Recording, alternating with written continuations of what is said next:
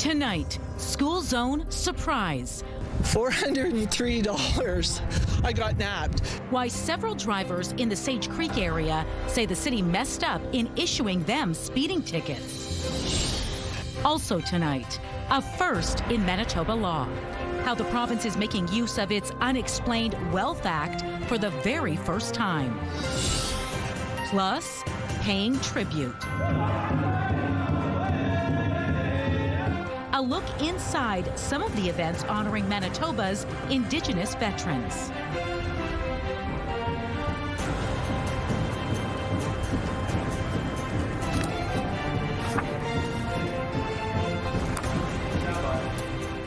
Good evening. Thanks for joining us. A man is facing charges tonight after a family was terrorized during a home invasion early this morning. It happened shortly after midnight at a home in the 200 block of College Avenue, which is in the William White neighborhood. The homeowner was woken up by the intruder and actually confronted the man inside the house. Police say the suspect then grabbed a kitchen knife and began stabbing himself. The man then allegedly cornered the homeowner before police arrived and placed him under arrest. The suspect was taken to hospital in stable condition for self-inflicted stab wounds. A 26-year-old man is facing several charges, including break and enter with intent and breach of recognizance. Investigators believe substance use was a factor in the incident.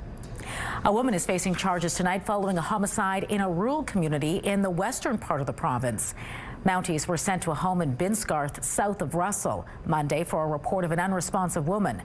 There, they found a 53-year-old woman with a life-threatening injury who died a short time later.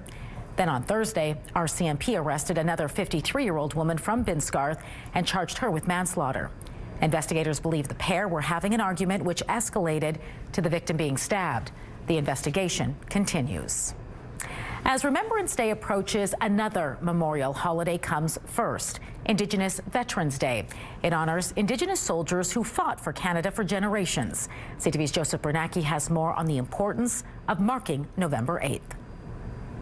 It's time for us to recognize that Indigenous people did serve this country in uniform for many generations. Bill Shedd is not shy about his admiration of service to Canada. The Peguis First Nation member was with the Royal Canadian Navy for 35 years. He says more Canadians need to recognize the contributions made by others like him. As Shedd looks around Friday's ceremony, he remembers the bond he had with his comrades despite being one of the only Indigenous sailors in his naval unit. Today, you know that the guy next to you may not be your shipmate, but you know that he's gone through the same experience you did. But Shedd is not the only Indigenous Manitoban to be recognized. In fact, Winnipeg was the first municipality to recognize November 8th in 1993 as a day to mark the contributions of Indigenous veterans. A year later, the federal government recognized that day. Shedd says that's key to bringing reconciliation forward. It's the veterans, Indigenous veterans, who provide the link between Indigenous people and non-Indigenous people. Renata McConce works as an advocate for Indigenous veterans like Shedd. Her father, Joseph McConce, was a well-known First Nations veteran. Memories, dear memories of our loved ones who are veterans. For me, my dad, I miss my dad very much, and he attended these every year. McConce helped organize a powwow for the first time to commemorate November 8th. Everyone is encouraged on Saturday afternoon to come to Sergeant Tommy Prince Place. She says a better venue could not have been picked. We really appreciate that space, and so it is very fitting that that is where our first inaugural powwow is going to take place. Joseph Bernacki, CTV News, Winnipeg. While exact numbers are not known, Veterans Affairs Canada estimates more than 12,000 First Nation, Métis and Inuit people have served. You can go to our website to see the list of events planned for Saturday. When the Grey Cup arrives in our city this weekend, it's going to be coming in style. Members of the Royal Canadian Air Force are expected to rappel from military helicopters with the trophy in hand at the Forks on Sunday. The Air Force says members of 408 Tactical Helicopter Squadron based in Edmonton will be making the delivery at CN Stage at 1 in the afternoon. It adds, you should expect to see helicopters in the air around the Forks on Saturday as members will be practicing the flight. Both events are weather dependent. And that is our cue to bring in Colleen Brady, who joins us now with a first look at our weekend Skywatch forecast. Big weekend here in Winnipeg. Colleen, the Grey Cup and the impressive arrival of the trophy itself. What is the weather forecast going to be like for all of this? Overall, a little bit chilly. We'll have some pretty strong north winds tomorrow, but it won't be snowing. There's a slight chance of flurries, but not like what we just went through 24 hours ago, that's for sure. But there is another clipper on the way. I will show you how it will impact Manitoba, more specifically where. And I also want to mention this quickly too. Near blizzard conditions tonight up in Churchill. I'll explain why as part of this wind warning. But for now, let's take a look through the Bath Fitter Live Eye. Bath Fitter, your bath and shower experts for more than 40 years. In Winnipeg right now, it is -7 degrees, and with the wind chill, it feels even colder, like -12. Winds out of the north-northeast at 12 kilometers an hour. The pressure's rising, and the humidity right now, merrily, is 72%. Thanks, Colleen. Manitoba politicians have passed bills aimed at banning election disinformation, guarding social housing stock, and changing some income taxes. One of the bills passed last night introduces fines of up to $20,000 a day for election disinformation. It includes so-called deepfake videos, which use artificial intelligence to create realistic but false images or videos of candidates. The bill also includes penalties for intentionally misleading information about voter eligibility, the conduct of elections officials, and the people or companies that provide ballots and vote counting machines. Other bills passed include one which will prevent owners of many government-funded social housing units from selling their building without provincial consent. A judge's order is breaking new ground in Manitoba's justice system. It's the first time an order was granted under the Unexplained Wealth Act, and it relates to allegations a Sikh priest improperly took donations from his own temple. CTV's Harrison Shin explains. Justice Sarah Innes granted an unprecedented order on Monday brought by the Director of Criminal Property Forfeiture. It will be the first time an order was granted in Manitoba under the Unexplained Wealth Act, which was passed in 2024. Now, a Sikh priest, Sukhwinder Singh, may have to explain how more than $412,000 in cash ended up in his living quarters. The order is puzzling to Singh's lawyer. Why this has been chosen as a test case, I'm really not sure. Singh would also have to explain how he was able to buy a house for $322,000, but Brennan points out A determination will have to be made by the Director of Criminal Forfeiture as to whether they wish to proceed with a claim against the respondent. The order relates to criminal charges and 2 civil suits against Singh for allegedly stealing donations from the Gurdwara Kalgidar Darbar, a Winnipeg Sikh temple. The Gurdwara declined to comment on the order. Mary Michelle Gallant is a professor of law in the University of Manitoba. She says wealth can mean anything. The onus is on the respondent to provide proof. Real estate, so houses, right? Any empty lots, anything attached to land, that's all real estate. Provide some documentary evidence, show us your I don't know what your savings were, things like that, right? Or show us this job you have that's allowing you to accumulate all this wealth. Brennan, Singh's lawyer, says there won't be a quick resolution either way. There are multiple proceedings to work through the courts, so I think it'll be a considerable period of time before there's any resolution. Harrison Shin, CTV News, Winnipeg. Winnipeg police have recaptured an inmate who escaped from a minimum security healing lodge last month. Corey Everett and another inmate escaped from the facility in Crane River on October 30th. The other escapee was recaptured 2 days later. Winnipeg police caught up with Everett Thursday morning. The Correctional Service of Canada says an investigation is now underway into the circumstances of the escape. Drivers may have been improperly issued speeding tickets in a Sage Creek school zone. Tonight, several people are posting on social media that they've been hit with fines, some with 4 or more. And now St. Vital Councillor Brian Mays confirms some of the 30-kilometer speed limit signs were initially put in the wrong place. CTV's Jeff Keel is live at that school zone on Des Iveron Boulevard. So, Jeff, how did this happen? All right, take a look, Marilee. You can see behind me, there's the school zone sign warning of an upcoming school zone. But a few weeks ago, that sign was down the road that way in the wrong place. Nick Schmitz couldn't believe the $246 surprise inside a hand-delivered envelope. Like, there's no way. I didn't think I'd sped through that zone. It was the same case with Iris Kennedy. $403. I got nabbed. Both of them received speeding tickets in this Sage Creek school zone on Des Havernats Boulevard. But They're convinced they weren't speeding in the school zone, and they might be right. They changed the whole school zone. I concluded that they were not in a visible area. This is a picture of where the sign warning of an upcoming school zone was. Kennedy says for people turning onto De Havernets northbound, the sign is hard to see. And she and Schmitz both discovered that sign and probably other 30K signs were moved closer to the school a couple of weeks later, meaning they were ticketed outside the actual school zone. How do you issue a speeding ticket for an illegitimate school zone? The Sage Creek residents are not alone. Several are speaking out on social media, saying they were hit with tickets too. Andrew Herenek has 4 of them. Close to $1,000, if not a touch more. Yeah, it was pretty disheartening.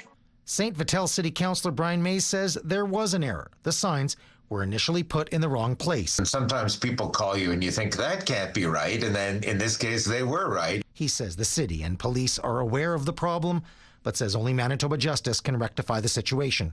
Manitoba Justice shouldn't be pursuing these tickets where the people weren't even in a zone. And that's the hope from the drivers who were dinged, that the tickets will be thrown out. Should be stayed because of the signs being moved. This is not something I can afford right now. The cost of living is through the roof.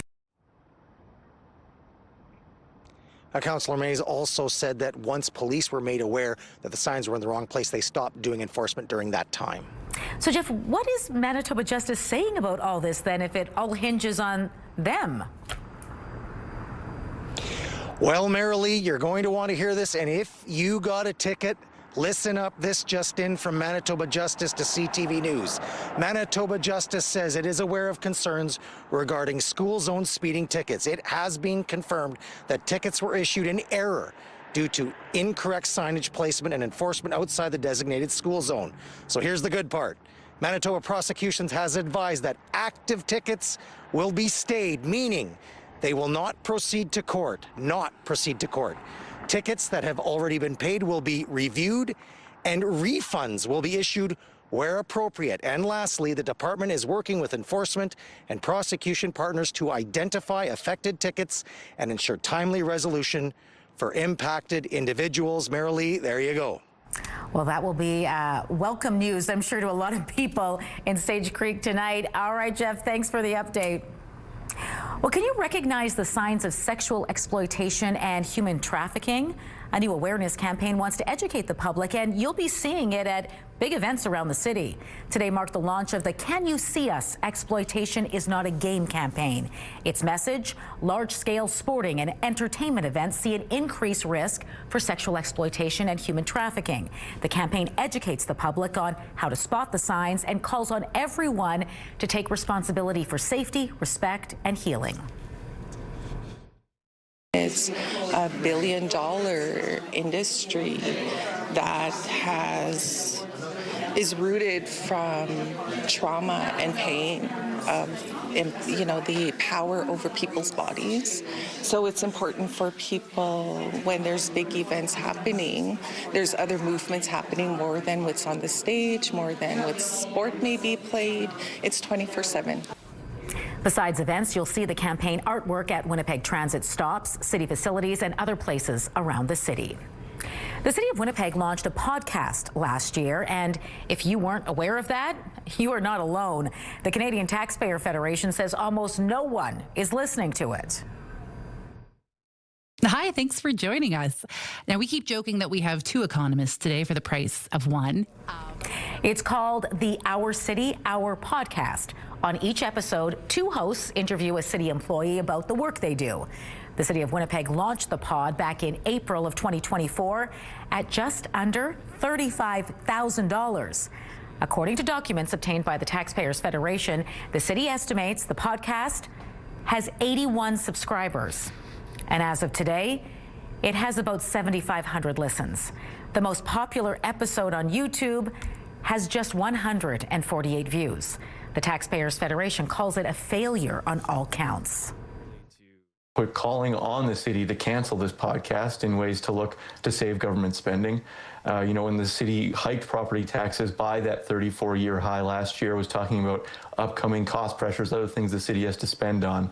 But when things like this are still being approved and money is being spent on them, it shows that the city didn't look very far to actually go and find those savings for taxpayers. In a statement to CTV News, a spokesperson for the city says the podcast is a valuable way to engage and share important information with residents, and it feels it gives the city a platform to highlight the work being done by city employees. The province says it's accelerating the revitalization of a community center and childcare facility in Brandon. This is going to bring childcare and recreational and social space to a new level in this part of Brandon. But importantly, this is about a hub for a community. The province announced today it is providing an additional $1 million to the Park Community Center. The money will allow the city of Brandon to issue a request for proposals for the project. The new center is expected to accommodate 120 people with more than 60 spaces in the childcare facility, which will be operated by the YMCA. And that's a huge win. It means families can access affordable, high-quality care close to their jobs, their homes, and the services that they rely on every day.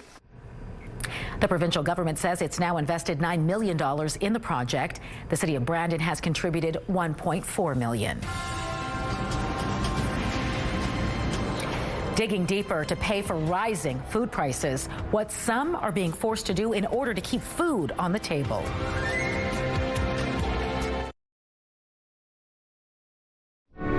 We will never forget your bravery, your strength, your sacrifice. The very best and bravest of our nation, these heroic souls stood on guard for freedom. Join the CTV News team and me as Canada comes together to remember.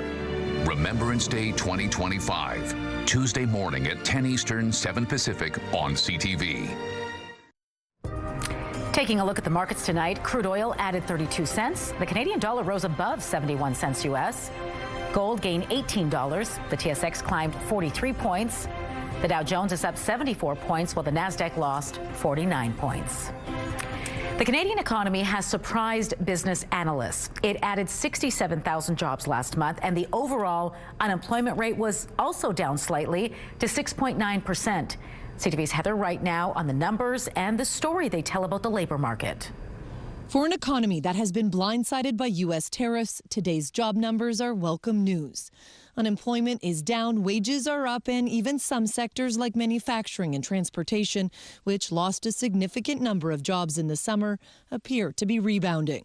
Over the course of September and October, we're actually seeing kind of a recovery in these sectors, and the sort of the level of employment in both sectors, we're now back to where they were kind of closer to the spring. Canada added 67,000 jobs last month, with the overall unemployment rate dipping slightly to 6.9%.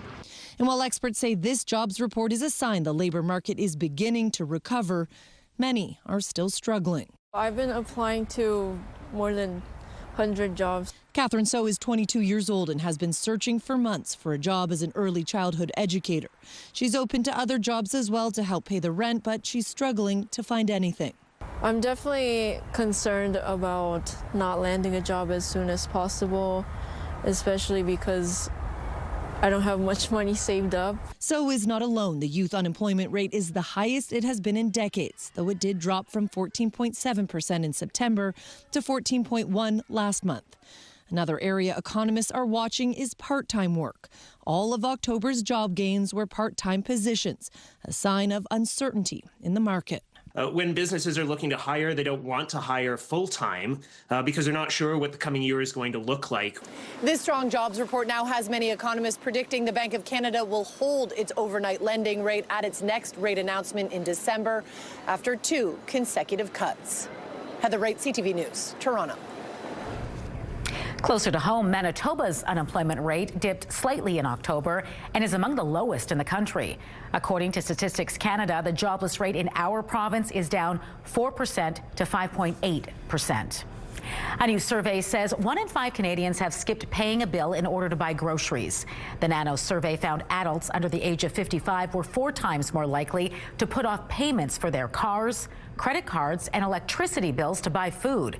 The survey found just over 18% of people between the ages of 18 and 34 said they missed a bill sometimes or often. That number drops to just over 4% for people 55 and older. Prime Minister Mark Carney's first budget has survived another confidence vote. The vote was on a Bloc Québécois motion which called on MPs to reject the budget because it's harmful to Quebec. It was voted down with the help of the Conservatives. The first confidence vote was yesterday. A Conservative sub-amendment which said the budget wasn't affordable was voted down with the help of the Bloc. Now, the third and final vote of confidence on the budget itself is scheduled for November 17th. A dispute over a tombstone is unfolding in a Montreal area cemetery. That's because it bears the logo of the outlaw Hells Angels biker gang. A worker was spotted yesterday inscribing the name of Normand Billy LaBelle on the stone. Court records show he was a Hells Angels in Montreal in 1977 and a founder of the South Shore chapter in 1997.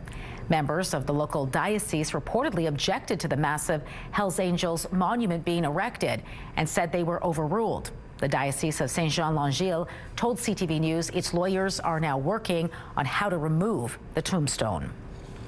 In the U.S., more than 850 flights are canceled today due to the government shutdown. The FAA will have reduced flight capacity by 10% at 40 major airports by next Friday. And as Melissa Adan shows you, travelers coast to coast are already feeling the effects.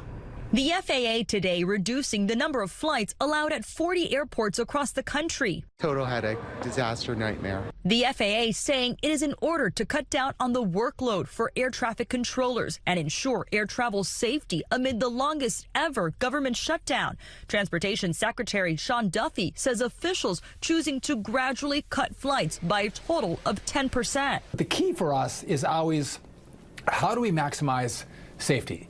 And what we've seen is more pressure in the system, which is why we've introduced this mediation today. The shutdown straining the currently unpaid controllers and TSA agents and frustrating travelers. I might have to stay longer, and that's hard because I have work and stuff back at home. These athletes heading to a tournament in Texas tell us they are nervous their flight may get canceled. So far, we have, I think, 11 of our teammates on 3 flights this morning, and all of our flights are looking on time. So I think we're looking good. Fingers crossed. American Airlines plans to cancel about 220 of their roughly 6,000 daily departures. United Airlines today saying they are trying to pick the flights that will have the least impact. We know what's coming if it stays shut down, and so we're prepared. Delta Airlines said it planned to cancel about 170 flights on Friday. I have no control over what's happening. I'm just going to react when I have to react. While the lines are moving along here at LAX, keep in mind that it's up to each airline to directly notify passengers of any changes, to offer also to rebook them on the next available flight, or offer refunds if they refuse to rebook. Melissa Adan, ABC News, Los Angeles. The federal government is asking for feedback on potential environmental impacts resulting from a new all-season road in the north. The plan involves creating a 2-lane, 141-kilometer all-season road linking the communities of Manto Sipi Cree Nation, Bunny Bonabee Cree Nation, and God's Lake First Nation. The feds say the project could affect the health of nearby First Nation communities, possibly through air and water contamination, or reduce the ability to harvest plants and animals. It may also have a negative impact on nearby bird and fish populations. You can give your thoughts by heading to the Impact Assessment Agency of Canada's website. A hotly anticipated video game has been delayed for a second time, and it wasn't just disappointing for fans. The company saw its stock drop 8% over the news.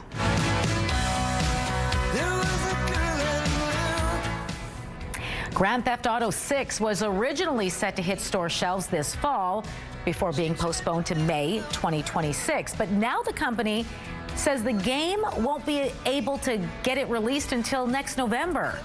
In a statement, Rockstar Games urged fans to be patient, saying it needs more time to meet the standards of play people have come to expect and deserve. After 208 years, the Farmer's Almanac will be ending publication. Farmers, gardeners, and others have turned to the Farmer's Almanac for guidance on its weather predictions. But it's going to publish its last Farmer's Almanac in 2026, saying it's no longer financially viable. It is worth noting, though, that the Farmer's Almanac is different than the older, longtime competitor, the Old Farmer's Almanac. I'm feeling fantastic. It's been a heck of a year. The Winnipeg High School football season concludes in epic fashion. What was on the line for the teams? Well, it will be a cool weekend, and that will continue into Sunday. The first day of the long-range forecast, -1. Although, having said that, the normal high for this time of year for the city is +1, so not far off the mark. Mix of sun and cloud. Clouding over on Monday up to 0, +5 on Tuesday under a mix of sun and cloud. Similar sky conditions take us into Wednesday, 3 degrees. Sunnier, just a tad cooler, but still above freezing Thursday with a high of +2.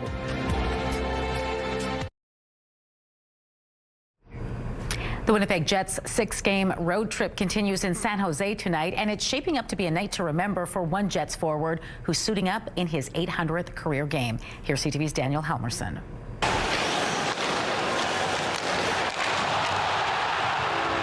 Friday night marks a major milestone for Vlad Nemesnikov. He's suiting up in his 800th NHL regular season game, an impressive mark for the Jets journeyman.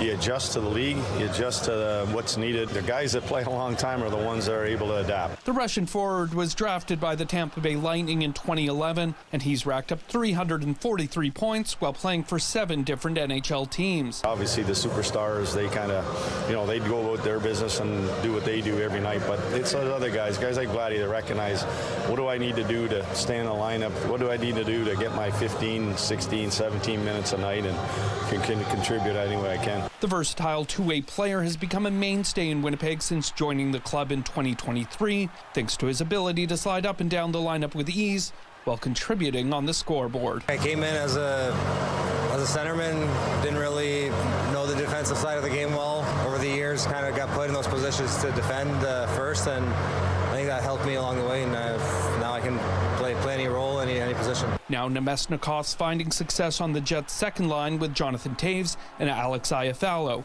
He's buried 6 goals and added an assist through 13 games. You can do it all, score goals for us, kill penalties, so it's a big part of this team. He's a true professional, he goes about his craft, very detailed, smart player, smooth and silky out there. The Jets are hoping Nemesnikov and the rest of the offense, for that matter, click on Friday. Winnipeg's coming off a 3-0 shutout loss to the LA Kings Tuesday, and they're facing a hungry San Jose Sharks team on the rise. Kind of like a run and gun team, lots of offense, so nothing really changes in our preparation. We know what we need to do, how to defend, and then just go from there. Puck drop slated for 9 p.m. Central. Daniel Helmerson, CTV News, Winnipeg.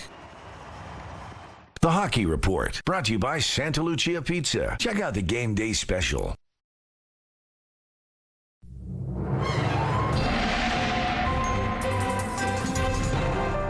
CTV Skywatch weather brought to you by South Beach Casino and Resort. Visit southbeachcasino.ca. Colleen Brady back now with your complete Skywatch weather forecast, and the weekend off to a chilly start. Yeah, a little bit. We had that clipper that zipped on by last night that dropped the rain and the snow. You remember it snowed last night, folks? Yeah, well, if you don't, if you've already put that behind you, I'll have a great weather photo to show you in a couple of minutes. But yes, that clipper is on the way out, but there's another one that's heading our way. But first, I want to head east to northwestern Ontario. Even clearer there tonight. The snow went through that region.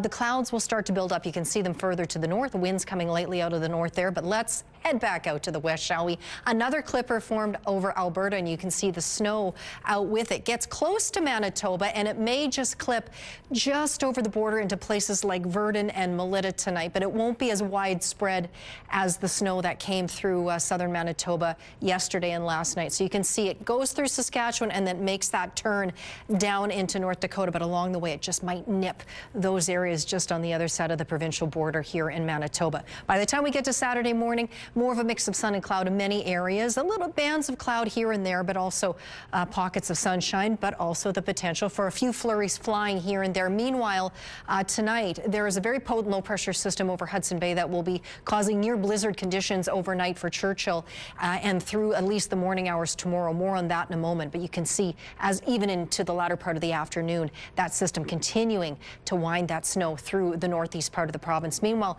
much of the rest of Manitoba tomorrow afternoon, relatively sunny back into northwestern Ontario as well.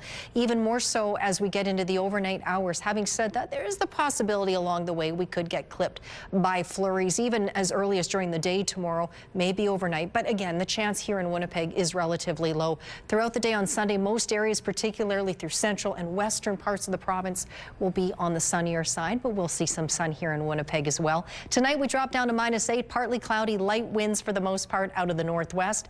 Light north winds tomorrow morning with that chance of flurries. It's a low chance really all throughout the day. Otherwise, a mix of sun and cloud or cloudy conditions back and forth. -7 in the morning up to a high of -4. And again, the normal high for this time of year is a handful of degrees higher than that, around +1. Winds will strengthen too out of the north at 20 gusting to 40. Then we have this wind warning for Churchill.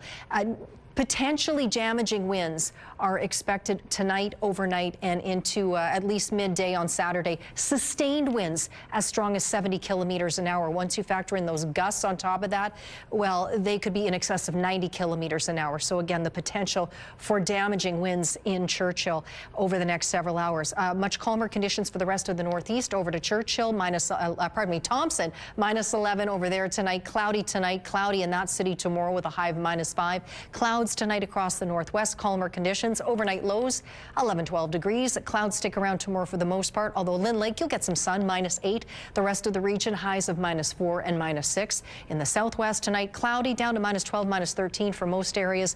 Brandon, Neepawa, Dauphin, and Swan River, a slight chance of flurries tomorrow. Otherwise, a mix of sun and cloud. Highs -5, -6. Partly cloudy tonight across Winnipeg and the southeast.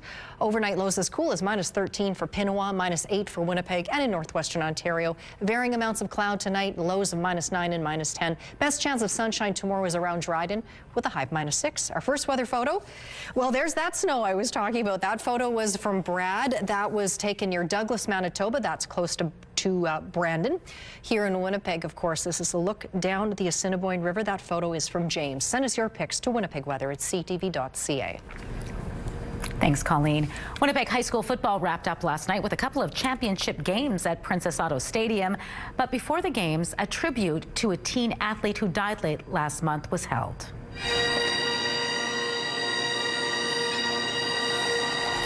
17-year-old Darius Hartshorn sustained a neck injury during a football game in early October. He died October 29th.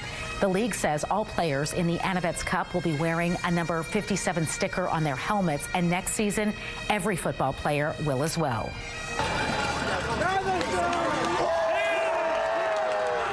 It was a pretty exciting night on the field. For the first time ever, the St. Norbert Celtics won the AAA Currie Bowl. Despite being a relatively newer team, the Celtics shut out the Dryden High Eagles 10-0. The Celtics head coach says the team is thankful for the community support it received. We've been to the finals a few times and just didn't play out for us in the cards, and tonight was our night. How are you feeling? It's pretty good. It's pretty good. I must admit, it's pretty happy feeling to see the kids do this, and they worked so hard. They gained momentum all season, and this is just the perfect ending. Celtics receiver Rhett Huntley won the match's Top Offensive Player award. Then the Oak Park Raiders and Dakota Lancers went head-to-head for the Anavets Cup. The Lancers were trying to win 3 championships in a row, but after a very close match, the Raiders won this one 22-17. Oak Park's head coach says he expected this match would raise people's blood pressure. I'm feeling fantastic. It's been a heck of a year. If you told me this was going to be the outcome in September, I wouldn't have believed you. And ecstatic. It's been a huge process throughout this entire season, and there's been so many ups and downs throughout the game, but we didn't waver, and that's exactly why we came out top and ended this three-peat. Jarvis, knock mask. The hero in you. How a simple donation from you this month can help save a life.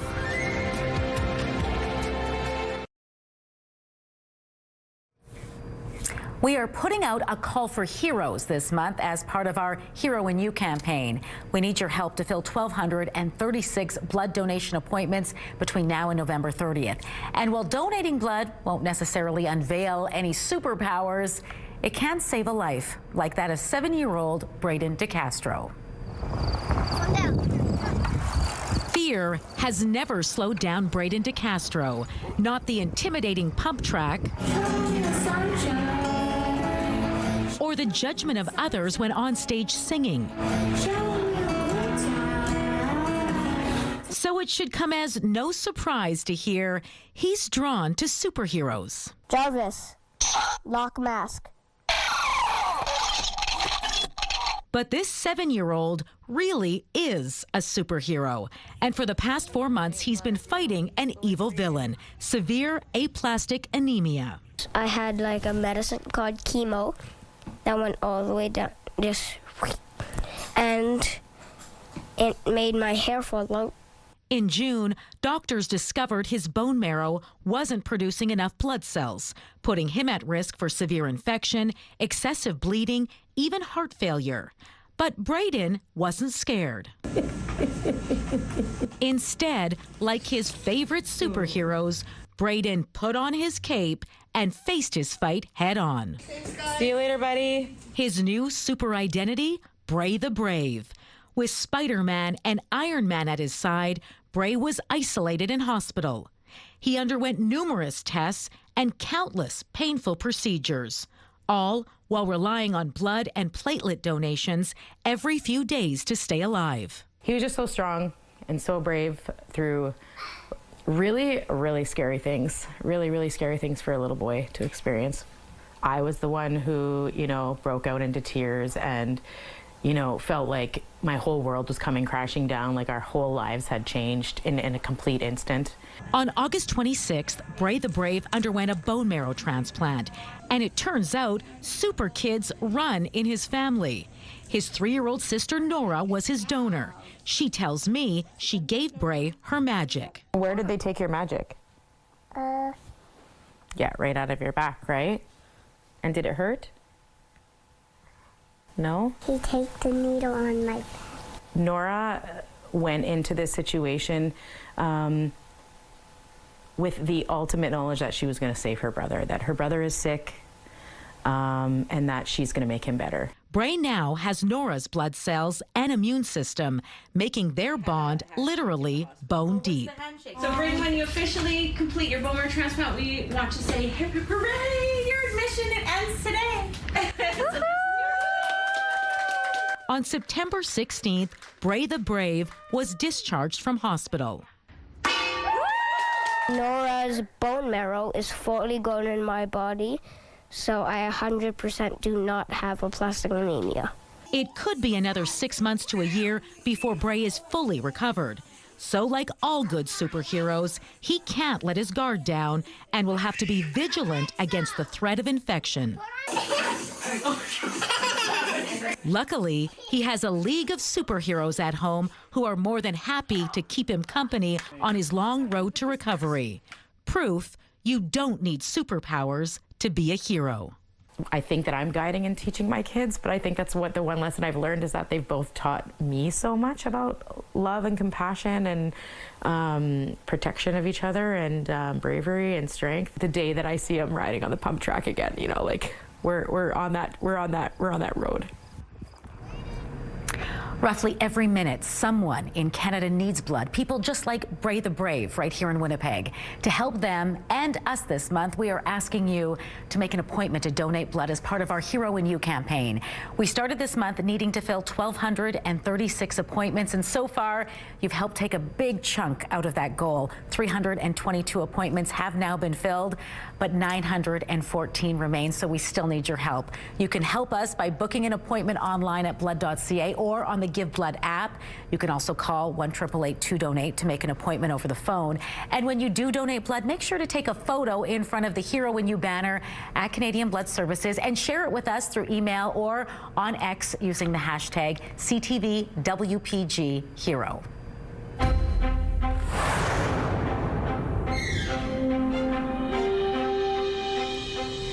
Nearly 900,000 Peloton bikes are now being recalled because of a falling risk. Nearly 45,000 bikes in Canada are affected. They're being pulled over faulty seat posts that can break and detach during use, creating a fall and injury hazard. While there are no reports of incidents in Canada, there have been at least 2 that resulted in injuries in the U.S. The affected bikes were sold from 2020 through to April of this year. Toronto's Princess Margaret Cancer Centre is partnering with the health organization Helix to launch one of the largest gene studies in Canada. Over the next 5 years, every cancer patient will have the chance to undergo genomic testing. The organizations will work together with the hopes of advancing precision medicine and improving early detection of genetic health risks for cancer, heart health, and high cholesterol. The goal is to enroll up to 100,000 participants. Medical Watch is brought to you by Manukin Koster Denture Clinic.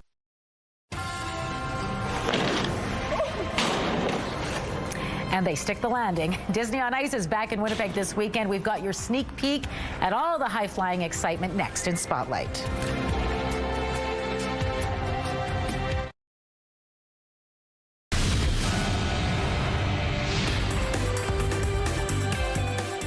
Spotlight, sponsored by the Casinos of Winnipeg, presenting Absolute Britney, a tribute to Britney Spears. Get ready to dance and sing along to all your favorite Disney tunes during a special performance this weekend.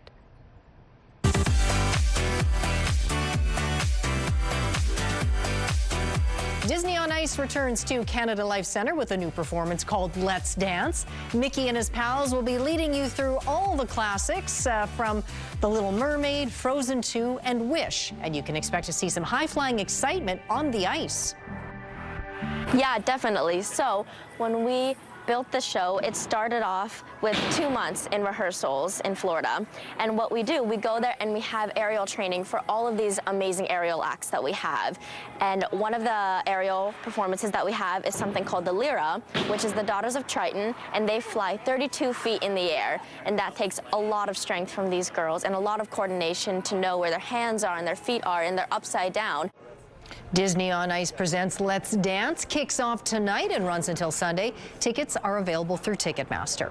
A unique experience is returning to the Centennial Concert Hall. The Winnipeg Symphony Orchestra is bringing back From the Inside Out.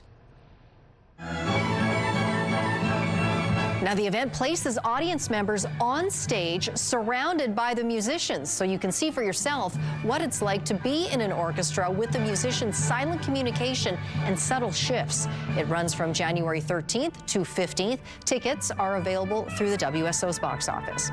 Well, if you missed getting tickets to see Lauryn Hill later this month, you are in luck. A second show has been added.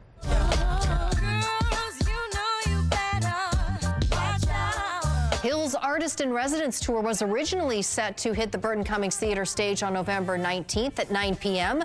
Due to high demand, a second show has now been added for 6 p.m. Tickets for both shows are on sale now. The Recording Academy today revealed the nominees for the 2026 Grammy Awards. He a fan, he a flop, they just wanna kumbaya, nah. Kendrick Lamar is leading the crowded field with 9 nominations. Those include the top 3 categories: album, record, and song of the year. He's joined in those races by Lady Gaga, who tied for the second most nominations with a career best of 7. Also competing in all those top categories are big names like Sabrina Carpenter and Bad Bunny. He's the first Spanish language artist to appear in all Big 3 award categories in the same year. Your primetime lineup starts at 7 with Celebrity Wheel of Fortune. At 8, it's Special Forces, The World's Toughest Test. And catch Boston Blue at 9, and Happy's Place is on at 10. It's all right here tonight on CTV. It pushed the boundaries of how I work as an artist. Whoever said you shouldn't play with your food?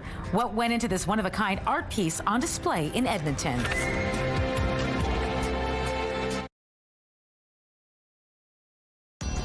Women's clothing provided by RW & Company. Salon services provided by S&T Spa Salon. -8 out there, and if that doesn't feel cold enough for you, try on -12. That's how it feels anyway when you factor in the wind chill. Winds out of the northwest at 7 kilometers an hour. The highest temperature was 1, and that was overnight, -8, the coolest. 1 is the normal high for this time of year, but it was overnight, so it kind of doesn't count, does it? -8 is our low, partly cloudy. -4 on Saturday, winds picking up out of the north, -1 Sunday, 0 Monday, and then warmer temperatures next week. Thanks, Colleen. Finally for us tonight, if you find yourself in Edmonton this weekend, you can take in this one-of-a-kind art piece. Check it out. It incorporates 30 different Alberta-grown items and is on display at Farm Fair International. The piece includes everything from lentils and peas to wheat and canola, all donated by local organizations and farmers. The artist behind the work says this is the first mural of its kind outside of Australia and the most unique project she's ever worked on. Think about color. How do we make this vibrant, considering I don't get to use man-made materials? Red lentils is great. And so it pushed the boundaries of how I work as an artist. Farm Fair is happening at the Edmonton Expo Center and runs until 7 p.m. tomorrow. So get in your car and get down there, I guess. Well, yes.